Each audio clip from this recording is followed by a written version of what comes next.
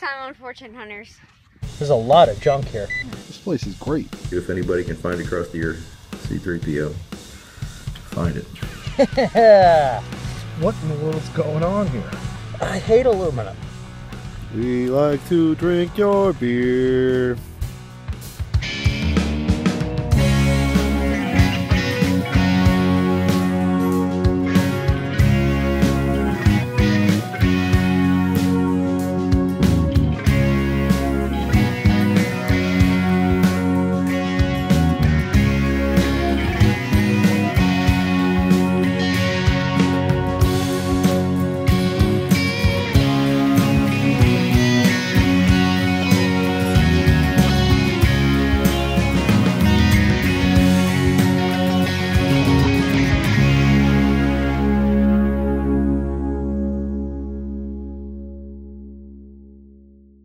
So, welcome to another Fortune Hunters. We've got a continuation of the last hunt. For me, at least. We've got, gonna head back to the sanitarium grounds. And, this time, there are some metal finds. Actually, I dug a lot of metal, and my back still hurts. Joe is going to take us to the old Broward Commons, and he'll explain a little bit of what that's all about for you. And Brian, well, he didn't do any hunting, but he does do a very interesting kind of a roundup of what he has found over the years. And let me tell you, there's some pretty neat stuff. In this episode, you're going to get the semi-precious finds.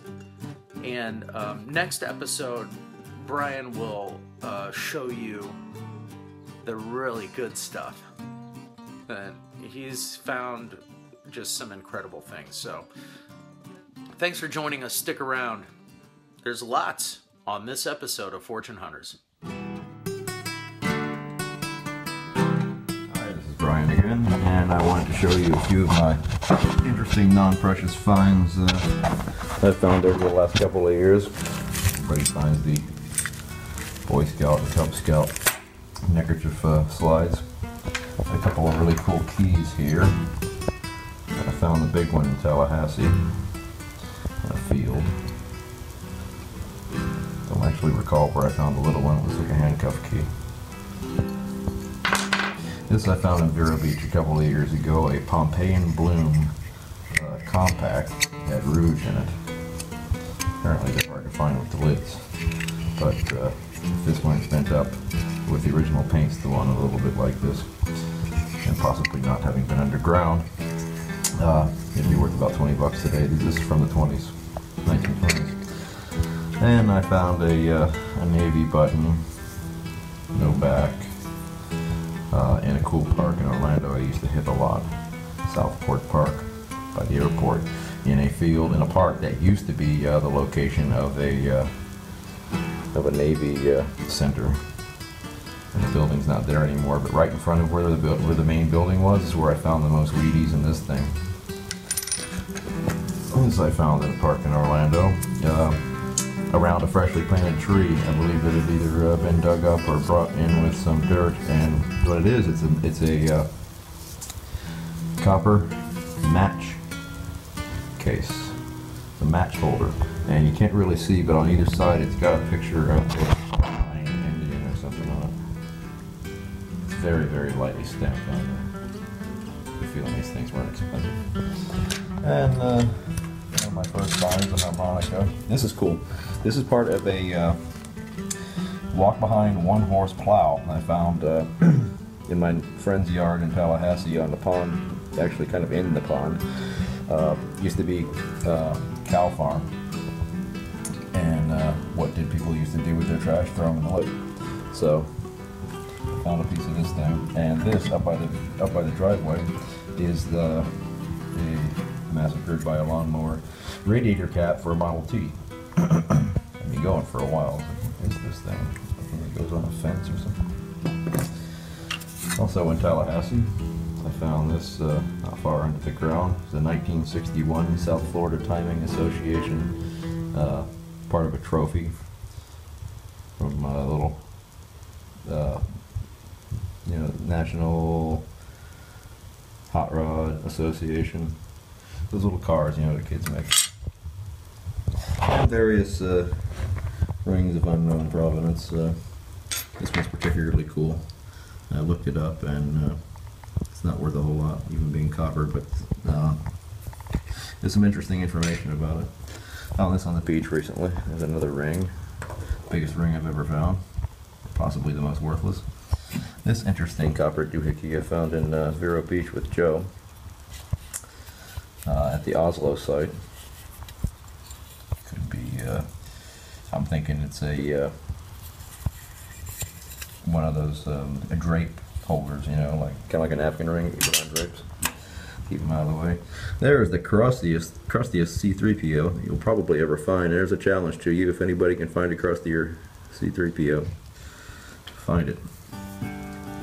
Man, when I was digging this up in Tallahassee, in the same park I found this in, it was where they usually have a Renaissance festival.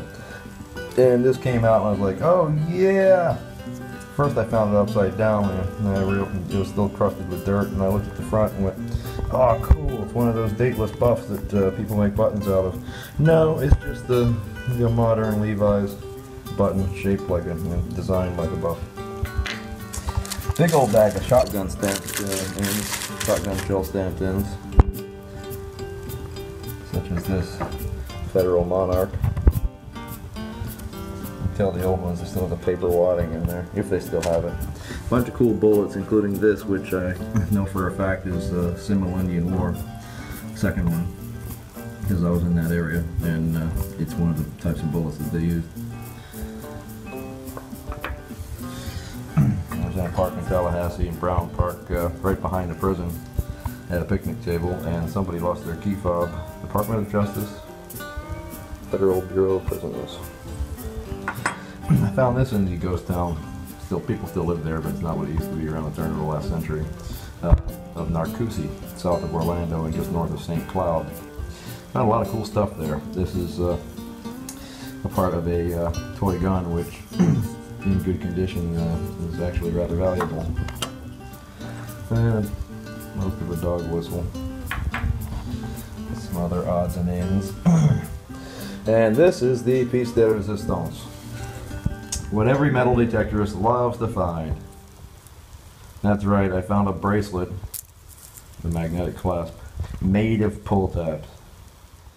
Yeah, that's a beauty, isn't it? I wasn't even detecting. I was walking my dog and found it laying on the ground next to a dumpster as I was walking by. I just thought it was hilarious. Worst thing a metal detectorist could possibly want to find.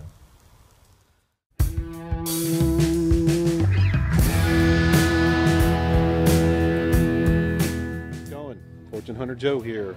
I'm at the Curry Park Field.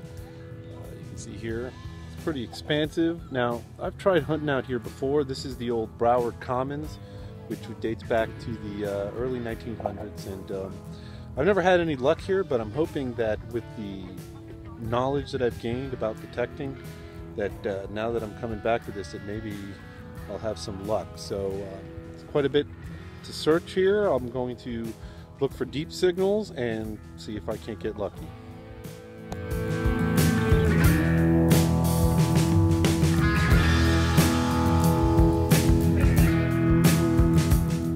I was hunting along here, digging deep signals, and I got a nice solid 80 something at 6 inches. And look at this. See that? It's like the glint of silver, doesn't it? Look at that. 1952 Rosie. So we haven't been here but a few minutes, but right away we got something nice. Down there, about 8 inches down. Found this. It's giving me a strange signal. It looks to be some kind of plated jewelry. It's very badly decomposed. As you can see, it had some plating on it. I'm not entirely sure what it is. We'll clean it up, see if I can figure it out.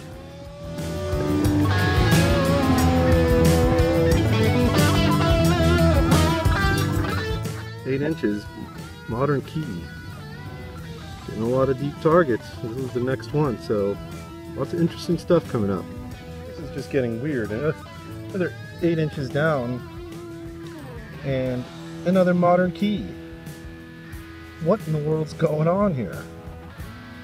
We're getting lots of deep signals and interesting stuff's coming out, but it's a mix. I dug a zinc penny at 8 inches, so the Dankowski theory is out the window. This is some of the most interesting ground I've hunted in a while. This came up right after the last couple things. This is from an old fuse. It's got some letters on it, FP and L. So, interesting.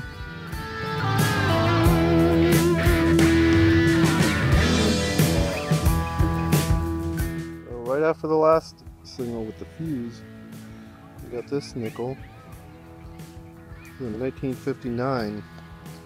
So, interesting. We're getting stuff from the 50s. I think that's pretty cool.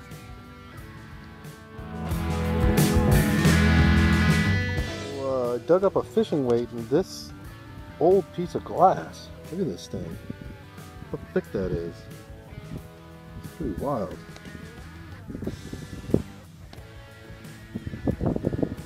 It's old.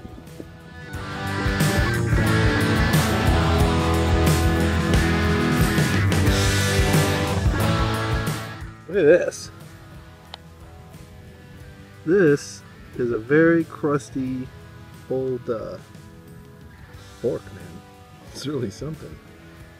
It may have some markings on it, but it is incredibly crusty. This is really something, man. This place is awesome. Okay, 8 inches down, we got ourselves a 1946 Wheatie.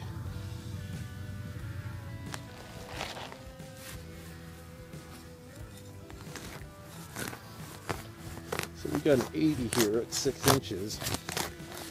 And we just found a Wheatie, so this could be a Wheatie. So let's see.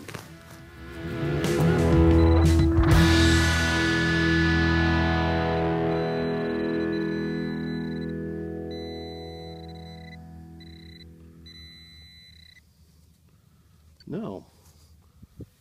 Family Amusement Center. Got a clown on it. No cash value. Another interesting thing though, this place is great.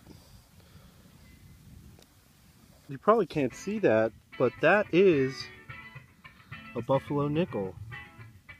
I'll show it to you when we get home. This was on the way out, I was just detecting, so this is awesome. We hunted Curry Park today, which is the old Broward Commons, which dates back to the early 1900s, and this is essentially a common area where, you know, it was in a poorer area, so it was a, a place where the poor people would hang out, and we did pretty good. We found a total of $2.28 in clad, but we found many interesting finds today. We'll start with the less interesting.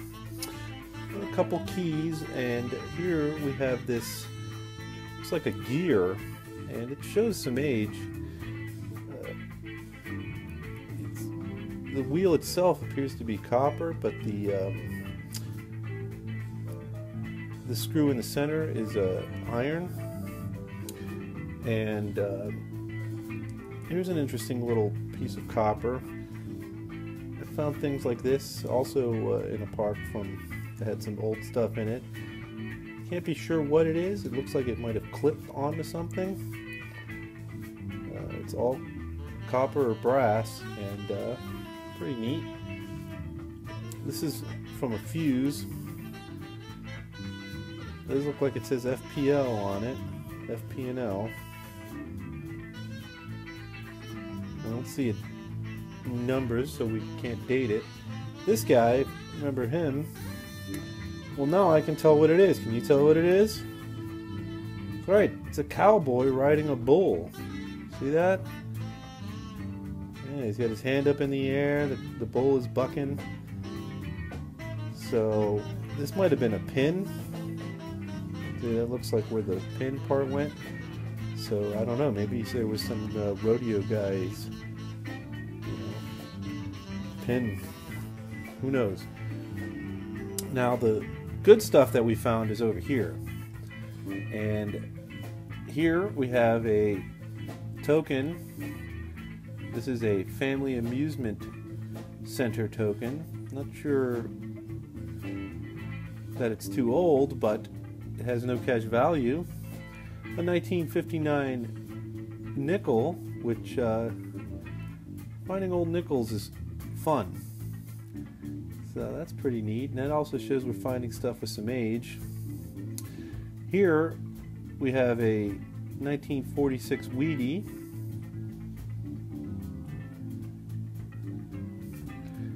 And here we have a Buffalo nickel. Now I've only found 3 Buffalo nickels in my entire hunting career.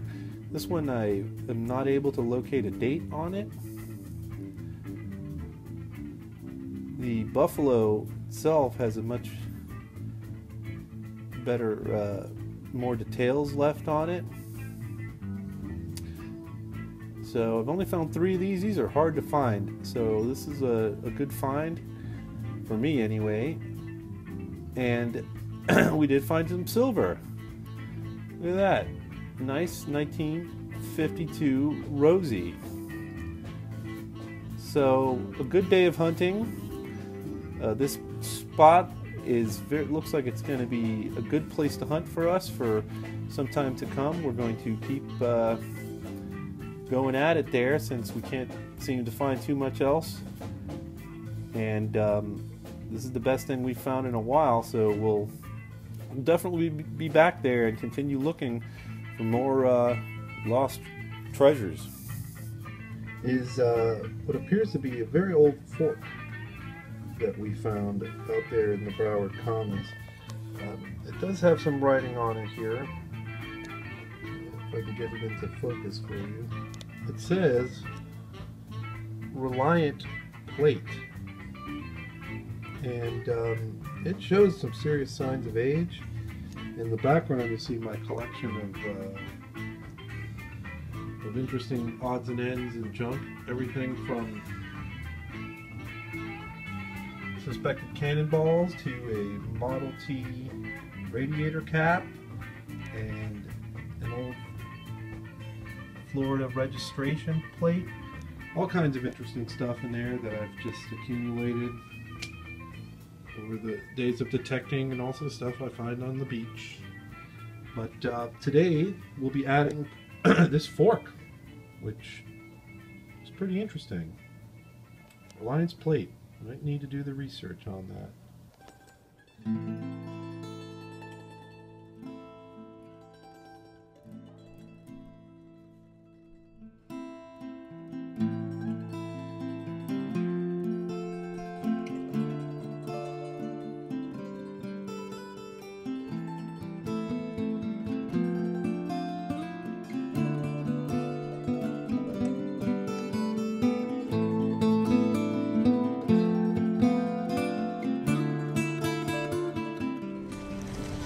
Got a great signal here, and it's kind of deep. It kind of sounds like a silver quarter, but I'm not going to get my hopes up too much. But this is the first, like, really decent signal I've gotten. There's a lot of junk here.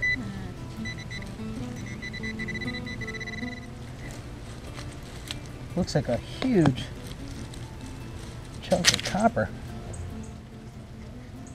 Big old chunk of copper. That's not bad though. I mean, you know, copper's worth money. I can trade it in for a quarter.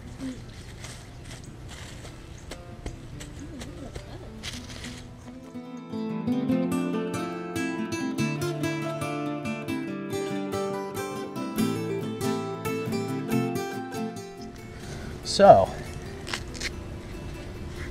I just pulled this out of the ground, and it was in the zinc Indian head penny, zinc penny range, but what it appears to be, I don't know if you can see this,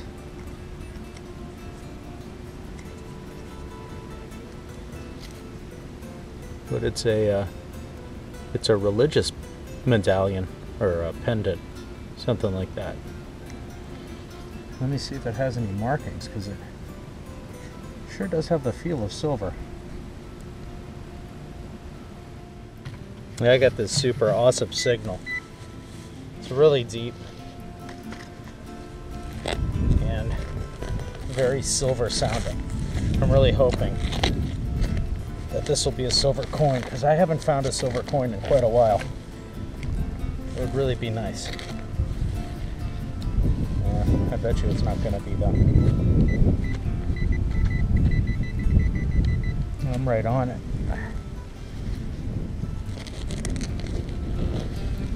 Yeah, it's going to be junk. Damn it. They fool me every time, especially when they're deep. Aluminum. Chunky aluminum. I hate aluminum. I got my first piece of interesting find here. Look at that.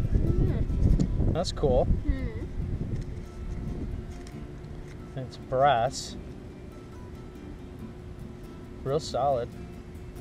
No, that's old. Let's see if there's any writing. Maybe get a patent date. Probably not. No. But still cool.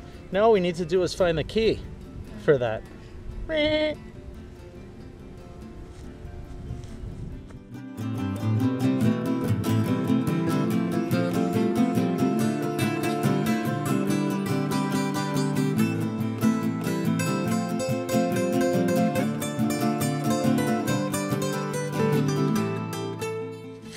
So this does sound awesome. It's super deep and it's really clean. And it's bouncing back and forth from silver to iron. And that happens sometimes when the silver is real deep.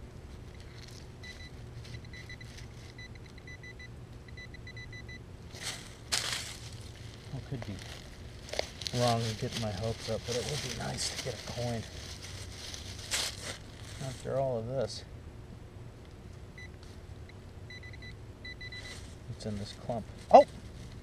What is it? Yeah! Yeah! Oh, okay. Silver. Cool. Look at that. Nice and shiny. 1956. That's pretty good. That's the. Do we got a mint mark on this puppy? Sometimes the mint mark, if it's from San Francisco, mint market, has a little bit of worth to it. But no. Wow. Well, this really, it sounded like silver, and look at that. It is. Sweet. That makes my day. That, and I got Fortune Hunter Vaughn here with me. That's pretty good too. So it wasn't too far from that silver. I think I got another.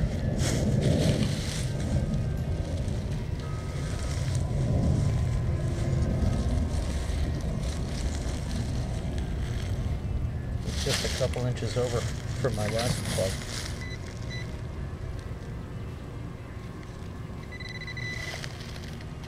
What's in here? What do we got here?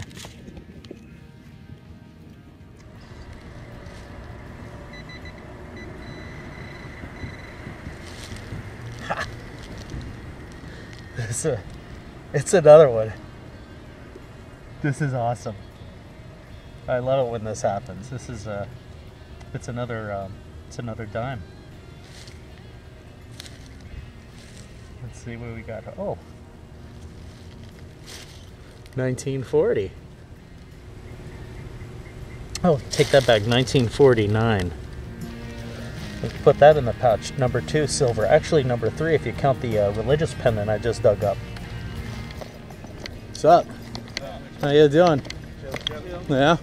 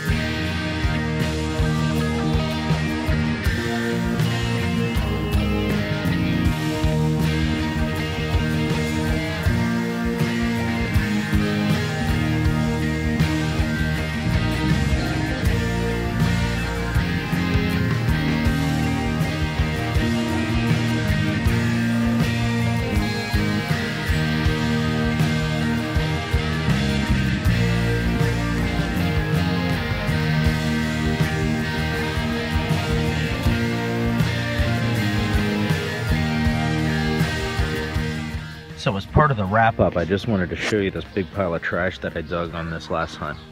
So, lots of copper. And, you know, they did renovate the sanitarium. Now it's called Castle Park Apartments. And they had to tear out, I guess, all the old, you know, fixtures and, you know, roofing and stuff like that. You got this wonderful can. This is the only kind of cool piece of junk, I guess.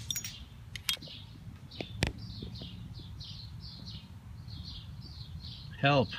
Danielle Griffin lost her dog bone collar. And that, still don't know what it is. Think it's a pain in the ass though to do electrolysis on it. It's pretty far gone, and it's just worthless. So I still would like to know what it is. So if you got anything, got any knowledge of this, let me know. Let us know. So for the wrap up, I'm just gonna quickly scan through this big pile of clad. I dug like a crazy person. I mean, pennies, nickels, dimes, quarters, all that stuff. And what we have here, my silvers for the day. Pretty nice. I mean, you can't beat that with a stick, really. Just really nice to get some silver coins.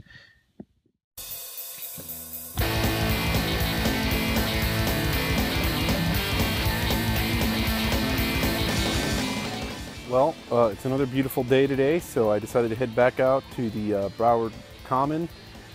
The old Broward Common here, you can see lots of ground to cover. We had such a good day yesterday. I'm going to go back out and dig some more deep targets and see if we can find any more cool stuff. So we'll see.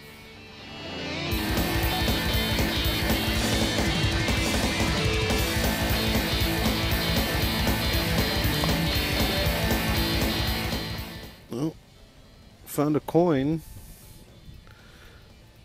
It's foreign. It's a 1968 Canadian cent.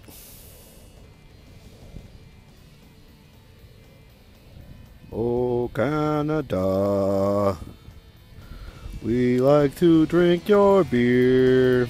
All right.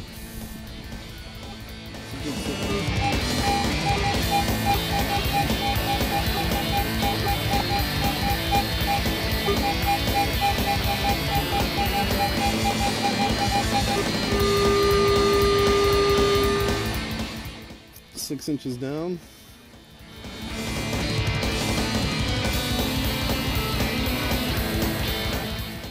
We found a little copper ring. Look at that. Pretty neat.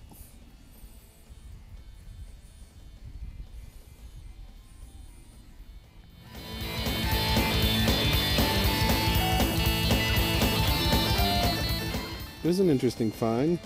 The American Spirit USA whistle. Pretty cool. I don't think I've ever found a whistle before. We found something. A 1951 Wheatie. Scratched it up a little bit. Searching here where they've sodded over. And it's much more difficult to dig. The targets are not as good. But we got a Wheatie. 1958. Last year of the Wheatie. Like there's a watch down there. This is old. I've found one of these before in better condition than this one, but this is an old makeup container lid. See, it says Pompeian Bloom, and it's copper. And I know for a fact these are old. These are early 1900s, so this is from around the early Broward Common period that we're looking for. So our hunt from today was not as good as yesterday. We returned to the old Broward Common, now known as Curry Park or Curry Common, and we found $2.21 in clad, and we found some interesting items. We found a very large hinge, it looks like. Some kind of door or chest. I found a whistle. It's a American Spirit whistle. Still works. A watch face. Did not find the watch, just the face. Another key. Can't seem to stop finding those. We found this interesting old makeup container. Pompeian Bloom vanity case was available between 1920 and 1925. So this here item dates to the 1920s. But these were popular back then, you know, young girls would get them. They'd have a little rouge or blush in them or whatever, and they were made out of copper. We only found the top. There's a bottom too.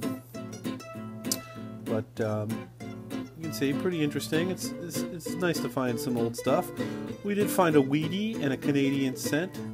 The Wheatie is from 1958. And we found this little copper ring. I don't know if you can see it, but it does appear to have some sort of inscription on the top there. It looks like the letter L. Now there you go. That's it. You can see it there. Like the letter L or some kind of cursive letter. It's interesting.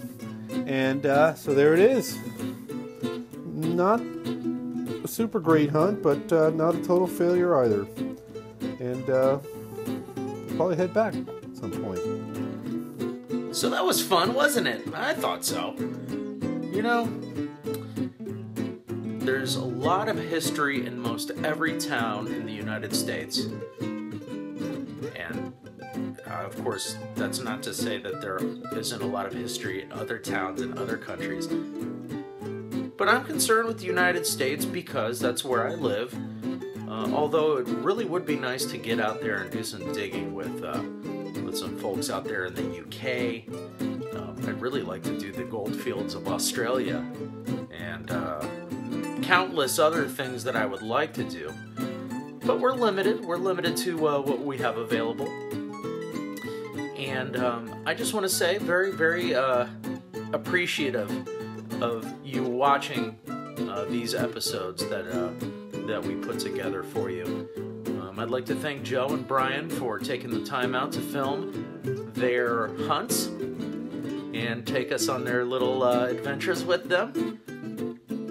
I'd like to give a few shout outs to those folks on YouTube that I really dig. You know him, Bill Ladd. Bill Ladd from Digfellas.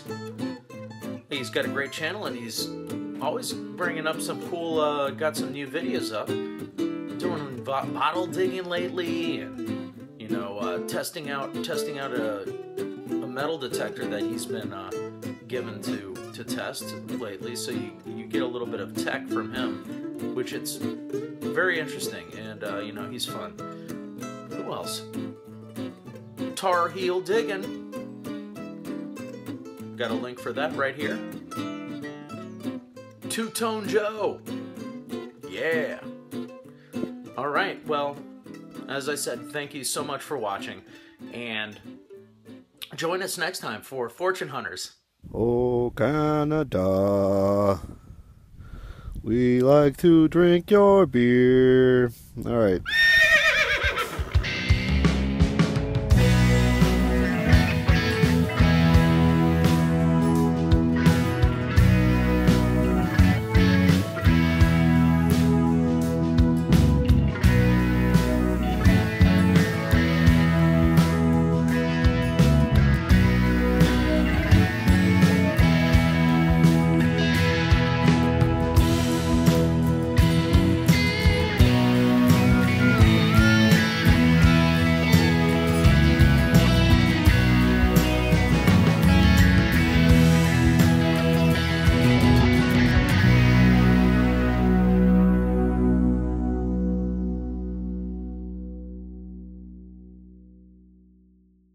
Here is the JB14 I haven't shown you guys before.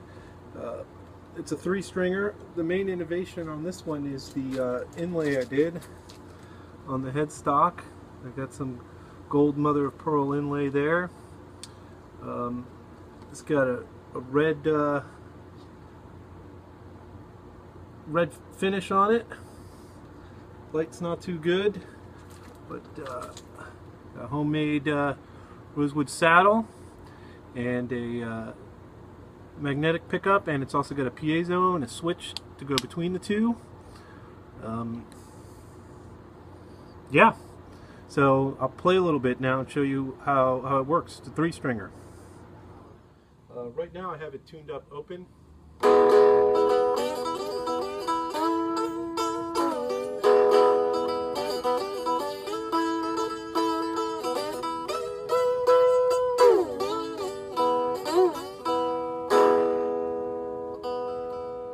But with a quick adjustment,